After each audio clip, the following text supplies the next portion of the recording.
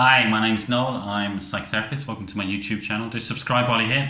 If you're watching this on my website, please fill in your details on the contact form and I'll send you these blogs on a regular basis as I make them. So today's blog is about gratitude and just looking at some of the reasons why being grateful is useful, both from an individual perspective but also from a group perspective. People who are grateful tend to have lower incidence of addiction, depression, anxiety, other forms of mental health problems, have improved relationships to others. It's one of those activities and behaviours, and I think of them as an activity and behaviour that if you engage in, being grateful, expressing gratitude, thinking about things that you're grateful for, it will have a global impact on your emotional health and well-being. It will improve it. Also, by reducing the stress hormones in your body, it will improve your physical health. And it will have a beneficial impact on your relationships with others. So it's a sort of global improvement in your functioning, in yourself and in your relationship to others. So what's not to do? But why is it there? We think of it as one of those sort of what we call moral affects or moral feelings. Affect is a term we use in therapy for feelings. Along with guilt and shame and those types of strong feelings, they're sort of moral indicators of right and wrong. So why is gratitude a moral indicator? Moral meaning correct thing to do in society, if you like. Why would gratitude be moral in that sense? Why is it useful to society as a whole? Well, what it does is it creates bonding connections between me and you, and not just me and you if you happen to be my immediate family or immediate friends, but me and you in the global sense, in the much more sort of general sense of society as a whole. So if I'm grateful as a human being and I behave in a grateful manner, I reduce my fear of strangers, I reduce my fear of other people, and that produces a response in other people as well where they want to bond back by observing my grateful behaviour, my grateful attitude, and they are drawn towards me, they are drawn to seeing me as a safer person. So it's an indicator that the person in front of you, if it's me in this case, is safe to be around. So Mother Nature has put this inside us for a very, very good reason. It's that sort of sense of if I scratch your back, you'll scratch mine, going back to that sort of primate beginnings of our culture.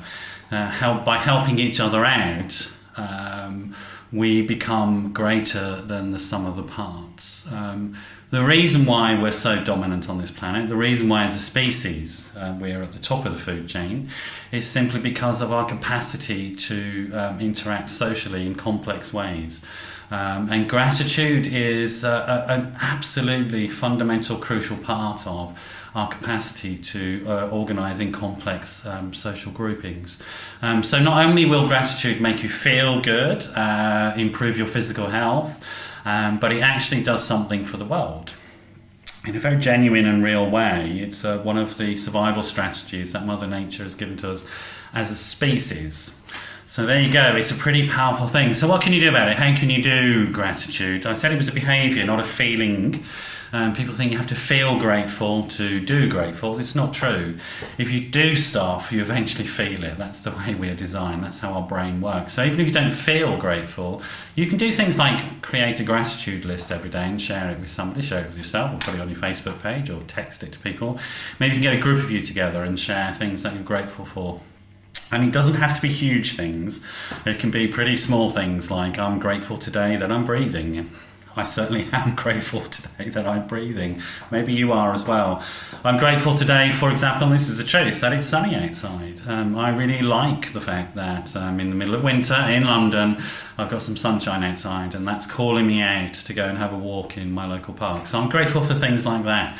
I'm grateful to see happy children on the street, which I did this morning when I went to the shops, and I saw lots of children with their families, with their parents and their grandparents and so on. They're looking very happy, and that makes me feel grateful. That makes me feel good to be alive. So it's relatively easy to create a list of things that you're grateful for on a daily basis. And if you get into that sort of habit, you get into writing that list and sharing that list with others, you're in what we call a a virtuous circle rather than a vicious cycle of depression and isolation and being cut off from people. You go into a virtuous circle of being happier, more open, more social, more generous, and more warming and more attractive to other people. They come to you because of your behaviour. Because remember, you're sending out these moral signals that are deeply embedded in other people that you're safe to be around. So there you go. Do some gratitude today. Start today and see what happens if you do that for, let's say, the next 2 weeks. For the next 2 weeks, you're going to write a list of things that you're grateful for and share it with people. And then just see what happens. I think in 2 weeks, you'll even notice the difference. Okay, thanks for joining me today. I hope you have a great New Year wherever you are. It's New Year's week here in London. So we're all looking forward to that here. I hope you have a very, very safe New Year and that 2016 brings you all that you could hope and dream for. Okay, thanks for joining me. See you again in 2016. Bye-bye.